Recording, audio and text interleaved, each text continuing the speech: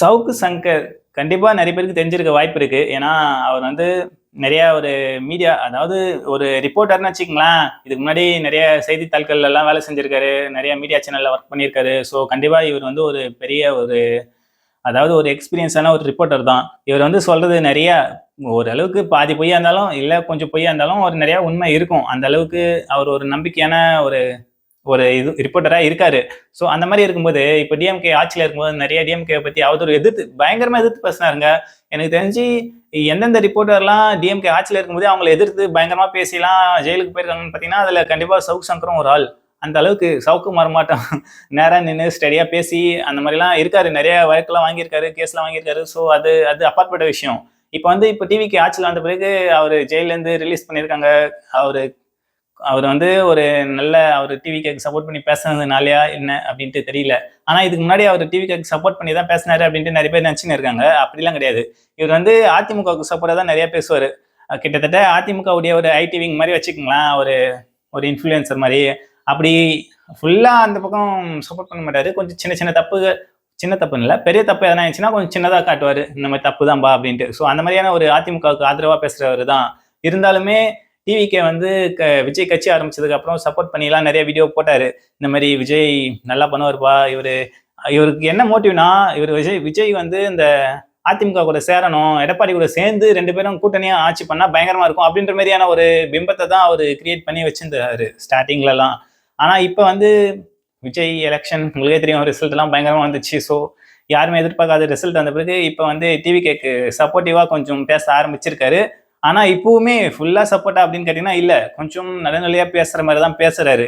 ஆனா பேக்ரவுண்ட்ல எதனா இருக்கா அதிமுக உடைய இதுவா எதனா பண்றாரா அப்படின்னு கேட்டீங்கன்னா அது தெரியல. அது வெயிட் பண்ணி பார்த்தா தான் தெரியும். கொஞ்சம் காலம் போனா தான் தெரியும். ஆனா இப்போதைக்கு ஓரளவுக்கான பாசிட்டிவா தான் அவரு சவுக்கு சங்கர் டிவிகேக்கு பாசிட்டிவா பேசின்னு இருக்காரு.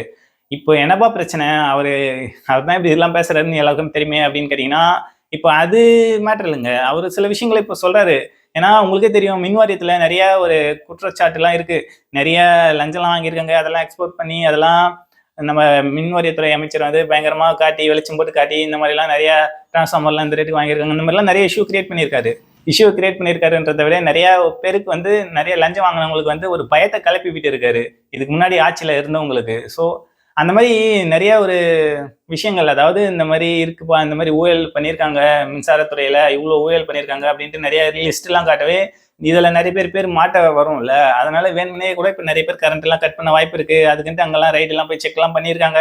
ஸோ இப்போ ஹார்ட் டிஸ்க் கூட அந்த நிறைய டாக்குமெண்ட்ஸ் நிறைய டேட்டாக்கான இது ஹார்ட் டிஸ்க்லாம் இல்லை, மிஸ் ஆயிடுச்சுன்ற மாதிரிலாம் நிறைய நியூஸ் வருது இல்ல.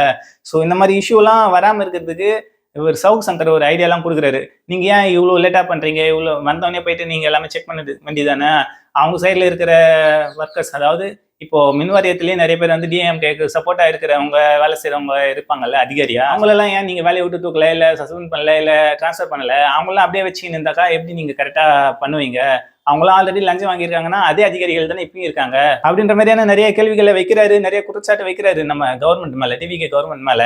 இவர் இருக்கிற எல்லா குற்றச்சாட்டுமே ஓரளவுக்கான நம்புற மாதிரி தாங்க இருக்கு. அதனால எல்லாமே கலந்து ஆராய்ச்சி ஆலோசனை பண்ணா நல்லா இருக்கும் கவர்மெண்ட்.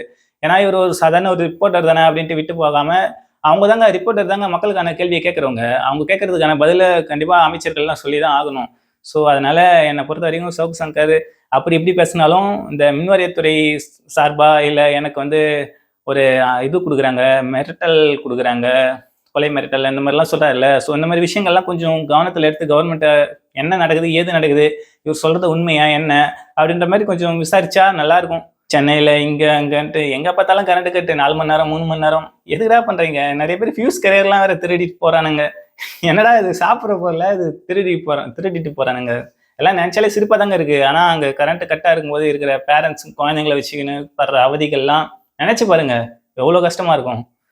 ஸோ அது எல்லாமே பண்ணக்கூடாது. வேணும்னே நீங்க இந்த மாதிரி எல்லாம் ஃபியூஸ் கரியர்லாம் திருடினீங்கன்னா அவ்வளவுதான். இதெல்லாம் டெம்பரவரி தான். ஒன்றும் பெருசா கவர்மெண்ட் வந்து டேமேஜ் பண்ணாது. இருந்தாலும் இந்த மாதிரி சில்லத்தனமான வேலைகள்லாம் எதிர்க்கட்சி செய்தா அப்படின்னு கேட்டீங்கன்னா அது ஒரு டவுட்டா தான் இருக்கு.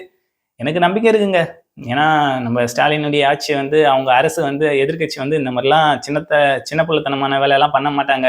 அவங்களுக்கு அடிமட்டத்தில் இருக்கிற தொண்டர்கள் தான் எதனா வேணும்னே பண்ணுவானுங்கன்னு நினைக்கிறேன். ஏன்டா டிவிக்கே கட்சி ஆரம்பிக்கும் போது அணிலுன்னு சொல்லி கிண்டல் பண்ணியிருந்தீங்க, மத்த மேல ஏறுறான், இங்க ஏறுறான், அங்க ஏறுறான்ட்டு. இப்போ என்னடா டிரான்ஸ்ஃபார்மர்ல இல்ல பக்கத்துல இருக்கிற ஸ்ட்ரீட்ல ஃபியூஸ் கரியர்லாம் திருட ஆரம்பிச்சிட்டீங்களேடா. இதெல்லாம் நினைச்சா கொஞ்சம் கஷ்டமா தாங்க இருக்கு. ஏன்னா தொண்டர்கள் செய்யற வேலை தான். அவங்க கட்சி தலைமையிலலாம் யாரும் எதுவும் சொல்ல மாட்டாங்க. ஸோ டிஎம்கே வந்து ஒரு நல்ல கட்சி, நம்புங்கப்பா. மௌனம் உடைக்கும் சத்தம் இது, மறைக்கப்பட்ட கதையின் சாட்சி இது, விழிப்புணர்வு தீய ஏற்றும் நேரம் இது, உண்மை பேச வந்தோ